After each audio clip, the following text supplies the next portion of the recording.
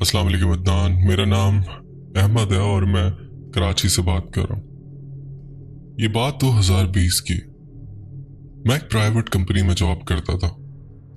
9 से 5 मेरी जॉब हुआ करती थी, लेकिन महीने के लास्ट में एक आध दिन मैं अक्सर लेट नाइट तक कंपनी में क्लोजिंग किया करता था। मेरा जो ऑफिस है वो एक बिल्डिंग में है। उसके ऊपर वाला पूरा फ्लोर खाली है।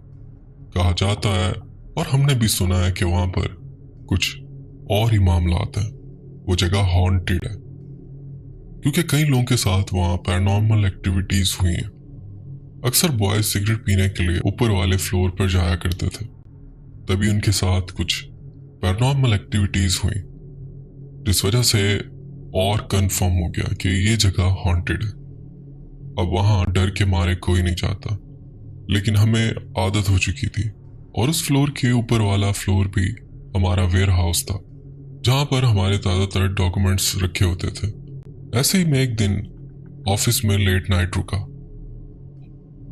उस दिन मैं लेट भी आया था। बॉस ने कहा था कि आज क्लोजिंग है, तुमने अपना काम कंप्लीट करना है और फिर घर जाना है। बॉस से कमिटमेंट थी और मैं प्रिपेयर होकर आया था। मैंने घर पे सबको बता दिया था कि आज मैं लेट हो जाऊंगा। दूसरे दिन संडे था तो टेंशन नहीं थी, घर जाकर सो जाऊंगा। मैं अपने काम में लगा हुआ था। वैसे तो दिन में हमें इस चीज का कभी एहसास नहीं होता था, लेकिन अब आहिस्ता आहिस्ता रात होने लगी। वह ये कि मैंने जो अपना केबिन था उसी की लाइट ऑन रखी हुई थी। उसके अलावा मेरे फ्लोर पर जितने ऑफिसेस थे, जितने केबिन थे, सबकी लाइट्स ऑफ थी। मैं अपने केबिन में बैठा काम कर रहा था।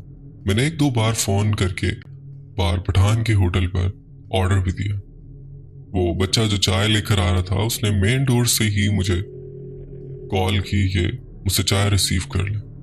मैं जब अपने केबिन से उठा और मैंने जब आस पास अपनी नजरें दौड़ाई, क्योंकि इससे पहले मैं इतना बिजी था कि मेरे आस पास ध्यान ही नहीं था कि मैं कितने खौफनाक माहौल में बैठा हूं। जब मेरा ध्यान अपने पूरे फ्लोर पर गया तो मुझे बहुत अजीब सा लगा कि मैं कब से ऐसे ही अकेले काम कर रहा हूं और सिर्फ मेरे ही केबिन की लाइट ऑन है। अब जो नीचे फ्लोर पर, उससे नीचे फ्लोर पर ऑफिस से सब बंद हो चुके होते हैं, वो भी 5 हद 6 बजे तक सब खाली हो जाते हैं। वहां लिफ्ट थी। वो बच्चा बहुत डर गया था शायद, तभी उसने मुझे कॉल की। मैं बाहर गया। वो बच्चा लिफ्ट के बाहर ही खड़ा था और उसने मुझे वहीं आने का कहा। उसने कहा कि आपके पूरे फ्लोर पर अंधेरा, मुझे डर लगता। मैंने जाके चाय रिसीव की और मैं अपने केबिन में आ गया। मैं काम भी कर रहा था और साथ साथ चाय के सिप भी ले रहा था। अब तक मुझे कोई डर का एहसास नहीं था। हाँ, मुझे कुछ अजीब लगा जब मैं अपने केबिन में उठकर मैंने आसपास का जायजा लिया था। मुझे बहुत अजीब लगा था कि मैं अकेला हूं और पूरी बिल्डिंग खाली है। अब मैं बताता चलूं कि वो सर्दियों की रात थी और ठंड बहुत ज्यादा थी, तो इसलिए ना कोई पंखे चल रहे थे ना कोई एसी, और इसीलिए बहुत खामोशी थी। जब वो बच्चा चाय लेकर आया था तो इवन के लिफ्ट की आवाज भी आई थी जब वो लिफ्ट हमारे फ्लोर पर आकर रुकी थी। हालांकि मेरा उस डोर तक भी और डोर से बाहर जो गैलरी थी उसमें काफी डिस्टेंस था, अच्छा खासा डिस्टेंस, लेकिन फिर भी इतनी खामोशी में जब वो बच्चा चाय लेकर आया तो उस लिफ्ट की आवाज मुझे साफ सुनाई दी थी। अब यहां मैं आपको बताता चलूं कि जब वो लिफ्ट हमारे फ्लोर पर आती थी तो उसमें एक बेल बजती थी। उससे और ज्यादा कंफर्म हो जाता था कि लिफ्ट का दरवाजा खुला है और लिफ्ट हमारे फ्लोर पर आई है। बहरहाल वो बच्चा मुझे चाय देकर चला गया और मैं चाय पीने लगा। काफी देर गुजर गई। मैं उन ख्यालात को झंझोड़ रहा था कि जल्द से जल्द काम खत्म करूं और फिर घर के लिए निकलूं। मुझे काफी देर हो गई थी। तकरीबन रात के कोई 1-2 बज गए थे काम करते करते। वक्त का पता ही नहीं चला कब इतनी ज्यादा रात हो गई। काम अभी भी पेंडिंग था और मैं जल्दी जल्दी काम खत्म करने लगा। मेरे फोन में चार्जिंग खत्म हो रही थी। अब मैं यहाँ एक चीज आपको बताना भूल गया। मैं किसी और का सिस्टम यूज कर रहा था और उसी के केबिन में बैठा हुआ था। अब मेरे फोन में चार्जिंग खत्म हो रही थी। मैंने उठना था और थोड़ा आगे जाकर अपने केबिन में अपने ड्रॉ से अपना फोन का चार्जर निकालना था और उसे अपने इस केबिन में लाकर उस पर मोबाइल कनेक्ट करना था। मैं काफी देर से ये बात सोच रहा था कि अभी उठूं या अभी उठूं। अब मेरे फोन की बैटरी रेड हो गई और बेल देने लगी कि शायद फोन स्विच ऑफ हो जाएगा। मैं उठा और अपने केबिन की तरफ बढ़ा। अंधेरा था तो फोन में बची कुची लाइट से मैंने उस केबिन में लाइट मारी और अपनी चाबी से अपना ड्रॉ खोला और उसमें से चार्जर निकाला। और इसी केबिन में जैसे ही मैं आने लगा तो मुझे डर सा लगा। अब पूछे क्यों? क्योंकि उस लिफ्ट की आवाज आई थी, जैसे वो लिफ्ट मेरे फ्लोर पर आकर रुकी है। मुझे वैसे ही आसपास का माहौल बहुत डराया जा रहा था। फिर ये लिफ्ट शायद कोई मेरे फ्लोर पर आया था, पर नामुमकिन था सिवाय उस चाय वाले के, और उसको भी मैंने फोन करके ही बुलाया था। और अगर कोई ऊपर आता है और मेरा नाम लेकर आता है तो गार्ड पहले मुझे फोन करता कि आपके पास ये बंदा है, आपसे मिलना चाह रहा है। वो पूरी डिटेल बताता है और उसके बाद अगर हम ओके करें तो वो उसको छोड़ता है, जैसे चाय वाले के केस में हुआ। लेकिन अब की बार कोई गार्ड का फोन नहीं आया। फिर ये कैसे हो सकता था कि कोई ऊपर आया? मैं खड़ा होकर माहौल को ऑब्जर्व करने लगा कि अब जो लिफ्ट में होगा वो चलते चलते हमारे फ्लोर पर एक ही बड़ा सा ऑफिस है, यहाँ नॉक करेगा। बाकी आमने सामने 2 ऑफिसेस थे, वो बंद हो चुके हैं। वो वहां नहीं जाएगा, वो यकीनन यहाँ आएगा।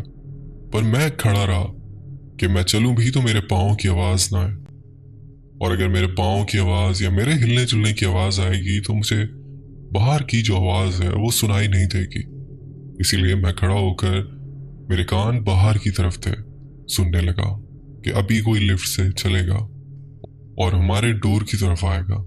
पर मुझे कोई आवाज सुनाई नहीं दे रही थी। कोई भी हमारे मेन डोर की तरफ नहीं आया। मैं हैरान था कि लिफ्ट ऐसे कैसे आ सकती, क्योंकि जब तक उस फ्लोर से बटन प्रेस ना किया जाए तब तक लिफ्ट इस फ्लोर पर नहीं आ सकती और बाकायदा आकर ओपन नहीं हो जाती। अब मैं यहाँ ये भी नहीं कह रहा कि कोई टेक्निकल फॉल्ट नहीं होगा, मे भी कोई टेक्निकल फॉल्ट हो, लेकिन ये भी कंफर्म है अदनान कि हमारे उस फ्लोर पे कभी भी ऐसा नहीं हुआ, क्योंकि मुझे इस कंपनी में जॉब करते हुए 6-7 साल हो चुके हैं। मैं इतना तो अच्छे से जानता हूँ। मैं फिर भी आहिस्ता आहिस्ता मेन गेट की तरफ बढ़ता हूँ कि जाकर देखूं तो कि आखिर लिफ्ट क्यों आई है और कौन था लिफ्ट में, या शायद कोई हो और उसको समझ ना आ रही हो। लिफ्ट अब जाने का नाम नहीं ले रही थी। लिफ्ट होल्डिंग मोड पे लग गई थी। बकायदा ऐसा लग रहा था कि लिफ्ट आकर रुक गई है और उसके डोर्स ओपन है। मैं आहिस्ता आहिस्ता अपने मेन गेट की तरफ बढ़ा। अब यहाँ मैं उन लोगों से कहूंगा जो कमजोर दिल है, वो इस स्टोरी को या हिम्मत करके आगे सुने। वो ऐसा कि मैं आहिस्ता आहिस्ता मेन डोर पर पहुंचता हूँ तो मैं अपना थोड़ा सा मुंह निकाल कर बाहर देखता हूँ। मैं देखता हूँ कि लिफ्ट हमारे फ्लोर पर आई थी। अब यहाँ मैं एक चीज ऐड करता चलूं कि वो जो लिफ्ट के सामने एक गैलरी थी, उस गैलरी में बहुत अंधेरा था। सिर्फ लिफ्ट के अंदर एक हल्की सी लाइट ऑन थी और वो लिफ्ट का डोर ओपन था। काफी लोगों को मालूम होगा कि अगर आप लिफ्ट के डोर्स के सामने खड़े हो तो लिफ्ट के डोर्स में सेंसर लगे होते हैं। जब आप उसके सामने खड़े हो तो वो डोर क्लोज नहीं होते। इस चीज ने मुझे टेंशन में डाल दिया। मैं बहुत घबरा गया कि जब वहां कोई खड़ा नहीं है तो ये डोर्स बंद क्यों नहीं हो रहे। लिफ्ट को कुछ सेकंड्स हो चुके थे इस फ्लोर पर आकर खड़े हुए। मैंने सोचा मैं थोड़ा आगे जाऊं, लिफ्ट के बटनों में कुछ छेड़छाड़ करूं तो शायद ये लिफ्ट बंद हो जाए और वापस नीचे चली जाए, क्योंकि मुझे वो लिफ्ट ही बहुत क्रीपी लग रही थी, बहुत खौफ दिला रही थी। मैं नहीं चाहता था वो मेरे फ्लोर पर ऐसे आकर खड़ी रहे, क्योंकि मेरा दिमाग यहीं लगा रहेगा मैं अपने उस मेन डोर से बाहर गैलरी में निकलता हूँ और जैसे ही मैं उस लिफ्ट की तरफ जाने लगता हूँ तो कुछ ऐसा होता है मैं आपको बता नहीं सकता। मुझे ऐसा लगता है जैसे कोई 2 कदम लेकर लिफ्ट के अंदर चला गया। मुझे बकायदा कदमों की आवाज आई थी और शायद मैं तब भी वहम में होता अगर आगे मेरे साथ पैरानॉर्मल एक्टिविटीज ना होती तो। बहरहाल मेरे थोड़ा करीब जाते ही वो लिफ्ट के डोर्स क्लोज हो गए और लिफ्ट नीचे चली गई। और इसके बाद मैं थोड़ा डर तो गया, लेकिन दिल में कहीं ना कहीं तसल्ली भी आई कि चलो जिस चीज की परेशानी थी वो चली गई। और उसके बाद मैं वापस अपने कैबिन में आकर काम करने लगा। अब मुझे तकरीबन कोई 15 मिनट गुजरे काम करते हुए, तो मुझे महसूस हुआ कि जो बाहर गैलरी है वहां से मैनुअल स्टेयर्स भी ऊपर आती थी और मुझे ऐसा महसूस होने लगा कि जैसे कोई स्टेयर्स को चढ़ता हुआ ऊपर आ रहा है। मैं कुछ देर रुक गया और वेट करने लगा कि आखिर ऊपर कौन आ रहा है। काफी देर वो कदमों की आवाज आती रही, शायद वो अभी बहुत नीचे था और तभी उसके स्टेप्स लेने की आवाज आ रही थी। मैंने जैसे शुरू में बताया कि बहुत सुकून का माहौल था, बाहर हल्का सा भी शोर हो तो अंदर वाज़ेह आवाज आती थी, इसीलिए मुझे बाहर उन सीढ़ियों से किसी के ऊपर चढ़ने की आवाज आ रही थी। बहुत देर हो गई पर कोई ऊपर नहीं आया। ऐसा लगा जैसे जो भी ऊपर आ रहा था वो अब इस फ्लोर पर आकर रुक गया और ना ऊपर जा रहा है और ना नीचे जा रहा है, वो यहीं रुक गया। काम में दिमाग नहीं लग रहा था, मेरा दिमाग टोटली वहीं था और मैं इंतजार करने लगा, माहौल को ऑब्जर्व करने लगा कि कौन शख्स है। बिल्कुल वही वाली कैफियत थी जब वो लिफ्ट आकर यहाँ रुकी थी। सोच में था कि शायद गार्ड हो और शायद अंदर आए, पर काफी देर गुजर गई, कोई अंदर नहीं आया। मैं अपने ध्यान में लग गया और उसके बाद कुछ ऐसा होता है कि मेरे पांव तले जमीन निकल गई। मुझे नॉक करने की आवाज आती है, मैं इग्नोर करता हूं। थोड़ी देर बाद मुझे दोबारा से नॉक करने की आवाज आती। मैंने अपने कानों से सुनी थी। मैं अपने केबिन में बैठे बैठे ही आवाज देता हूं, कौन है वहां पे? अब जैसा कि मैंने बताया कि सिर्फ मेरे केबिन में रोशनी थी और मुझे आसपास अंधेरा दिखाई दे रहा था, तो जो मेन गेट था वहां कुछ हद तक इतनी रोशनी थी कि वो गेट मुझे बस बहुत कोशिश करने से नजर आ रहा था। मैं अपने केबिन में ही खड़ा हो गया और वहां से उस मेन गेट को देखने लगा। अदनान, मैं क्या बताऊं, मुझे ऐसा लगा जैसे किसी ने उस डोर को ओपन किया, हल्का सा। बाकायदा उस डोर से एक आवाज आती थी, जैसे कोई पुराने डोर्स होते हैं उनमें ची की आवाज आती है, हल्की सी आवाज आती है जैसे किसी ने एक डोर ओपन किया। किसी ने मुझे अंदर झांका है और अंदर उस फ्लोर का जायजा लिया। ये शायद बताने में इतना खौफनाक न लगे, पर मैंने वो अपनी आंखों से एक्सपीरियंस किया था। कौन था वो? बिल्कुल डार्क ब्लैक शैडो टाइप की कोई चीज थी। उसने अंदर माहौल का जायजा लिया। उसका मुझसे आई कांटेक्ट नहीं हो रहा था, वो सिर्फ शायद इधर उधर देखे जा रहा था और उसके बाद वो सिर वापस पीछे हटता है और डोर वापस बंद हो जाता है। मेरा जिस्म मेरा साथ नहीं दे रहा था, ठंडे पसीने आने लगे, घबराहट होने लगी और जमीन नीचे से हिलती हुई महसूस हुई। मैं इतना बुरा डर गया था। काम बहुत इंपॉर्टेंट था, बॉस को आज का वादा किया हुआ था और मुझे वो क्लोजिंग किसी भी हाल में मुकम्मल करनी थी। मैंने बॉस को कॉल की पर शायद वो सो चुके थे, वो मेरी कॉल रिसीव नहीं कर रहे थे। मैं नहीं चाहता था कि सुबह उनको कोई एक्सक्यूज दूं और वो मुझे बातें सुनाए, तो मुझे किसी भी हाल में ये काम मुकम्मल करना था। मैंने आयतुल कुर्सी पढ़ी और अपने आसपास हिसार बांध लिया और मैं अपने केबिन में बैठकर अल्लाह का नाम लेकर दोबारा काम करने लगा। मैंने गार्ड को कॉल की। वो एक ज़ईफ बाबा थे। मैंने कहा, बाबा जी क्या ऊपर 4th फ्लोर पर आ सकते हो? बाबा ने कहा कि मैं गेट छोड़कर नहीं आ सकता, लेकिन बेटा क्या हुआ? मैंने कहा कि बाबा मुझे यहाँ कुछ अजीब सा फील हो रहा। बाबा ने कहा कि तुम बहुत लेट नाइट यहाँ काम कर रहे हो, यहाँ कोई भी इस बिल्डिंग में रात को नहीं रुकता, तो तुम भी जितना जल्दी हो सके घर की तरफ निकलो। यहाँ पर रात में कुछ एक्टिविटीज होती हैं, मुझे तो इसकी आदत हो चुकी है, वो चीजें मुझे भी तंग करती हैं।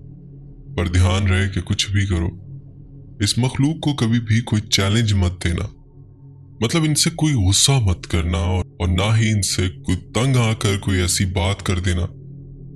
इनको करने दो जो करते हैं, तुम अपना काम मुकम्मल करो और यहाँ से निकलो। लेकिन मैं देखता हूँ कि मौका देखकर मैं तुम्हारे पास आता हूँ, ताकि तुम्हें थोड़ा बहुत सब्र आ जाए। ये कहकर उन्होंने फोन बंद कर दिया। उनकी बात से मुझे भी काफी तसल्ली हुई, लेकिन मैं डर भी बहुत रहा था, क्योंकि उन्होंने भी इस चीज की निशानदेही कर दी थी।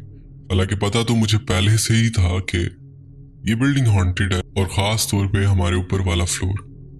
बहरहाल ये फोन बंद होने के बाद मैं काम में लग गया। अब कुछ देर खामोशी हो गई, और फिर एकदम से मुझे ऐसा महसूस हुआ जैसे नीचे वाली स्टेयर से वैसे ही कोई भागता हुआ ऊपर आ रहा है। टप टप टप टप टप टप, बहुत तेजी से भागते हुए स्टेयर चढ़ने की आवाज आई। फिर वो हमारे फ्लोर पर आया और फिर ऊपर वाले फ्लोर पर भागता हुआ जा रहा है, जैसे कोई इमरजेंसी में भाग रहा हो। मैं बहुत डर गया था। मैं दोबारा से गार्ड को कॉल लगाई। मैंने कहा, बाबा जी आप कहाँ हैं? उन्होंने कहा कि मैं अभी गेट पर ही हूँ। मैंने कहा, बाबा अभी मुझे फिर सुनाई दिया है जैसे कोई ऊपर चढ़ता हुआ आया, और वो ऊपर वाले फ्लोर पर गया। बाबा जी भी परेशान हो गए थे मेरी ये हालत देखते हुए। वो बहुत अच्छे थे। उन्होंने कहा, अच्छा रुको बेटा, मैं अभी आता हूँ। फोन बंद किया और मेरे फ्लोर पर आ गया। जैसे ही लिफ्ट की बेल बजती है, मैं फौरन अपने मेन गेट पर जाता हूँ। मैं देखता हूँ बाबा लिफ्ट से बाहर आ रहे थे। मैंने कहा, बाबा अभी कोई ऊपर आया और इन सीढ़ियों से ऊपर वाले फ्लोर पे गया। बाबा कहते हैं, ऐसा पॉसिबल ही नहीं है। मैंने कहा, क्यों? उन्होंने बोला, ऊपर वाले फ्लोर पर लॉक है, ऊपर कोई जा ही नहीं सकता, हमने उसको बंद किया हुआ है। लिफ्ट भी उस फ्लोर पर नहीं रुकती है, तो भला ऐसे कैसे पॉसिबल हो सकता है? पर हाँ, मैंने तुम्हें बताया ना कि यहाँ पर वो मखलूक है, वो अपनी होने का एहसास दिलाती है।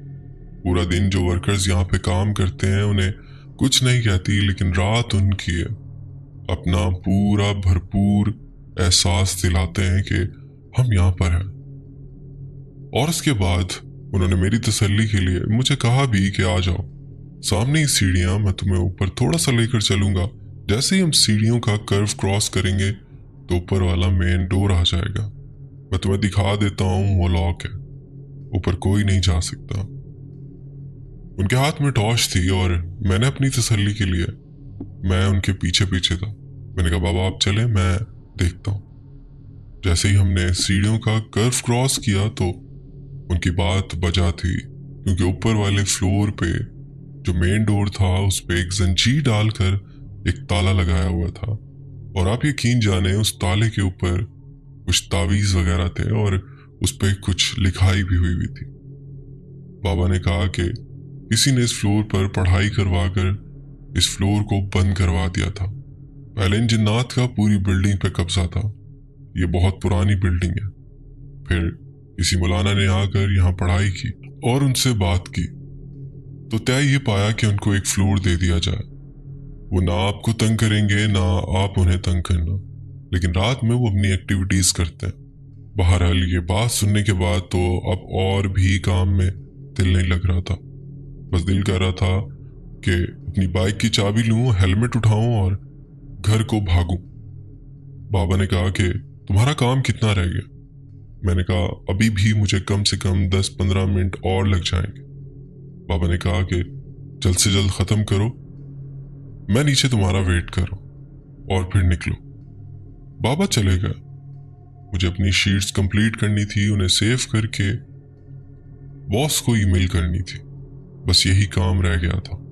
मैं अपने केबिन में वापस आकर बैठ गया और जल्द से जल्द काम कंप्लीट करने लगा कि मुझे फिर से महसूस हुआ कि अब कोई वो मेन डोर जो मेरे फ्लोर का था, मेरे ऑफिस का, उसे वो कोई ओपन करता है और वही उस डोर की एक क्रीपी सी नॉइज जो मैंने पहले भी बताया, वो एक ची करके।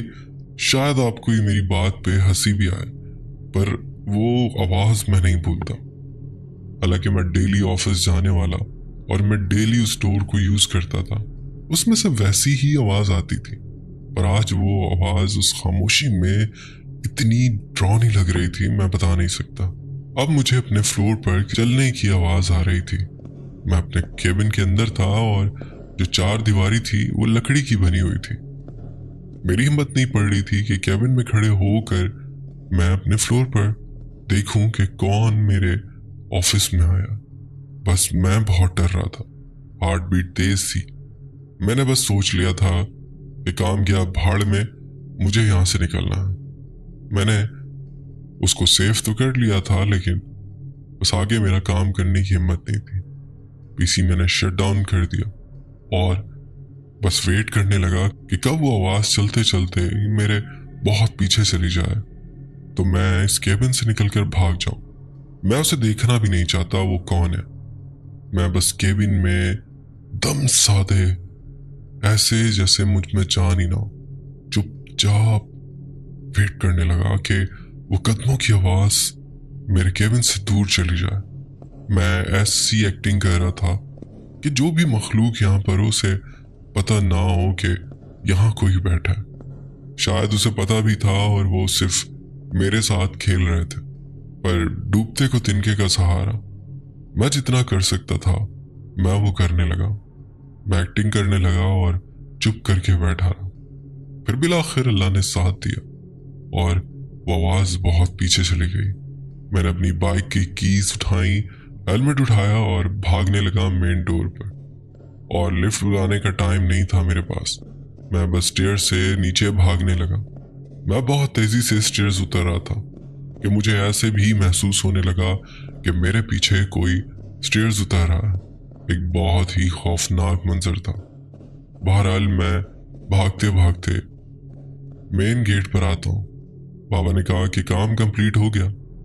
मैंने कहा बाबा काम तो कंप्लीट है, लेकिन थोड़ा सा रह गया था। बहरहाल अब मुझ में हिम्मत नहीं थी, क्योंकि वो अब जो भी मखलूक है वो अब वाज़िया तौर पर अपनी मौजूदगी मुझे जाहिर कराना चाहती थी।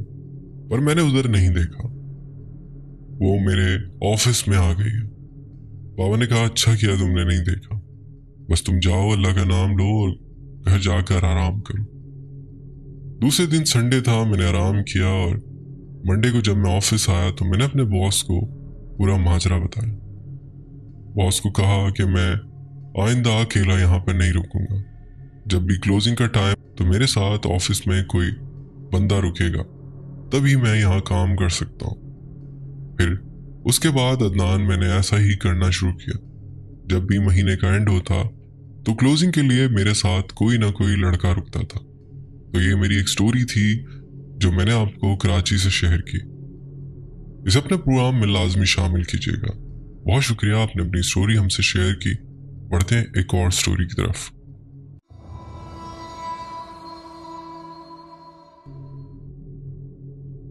अस्सलाम वालेकुम वदान भाई, मैं पाकिस्तान कराची से बिलोंग करता हूँ।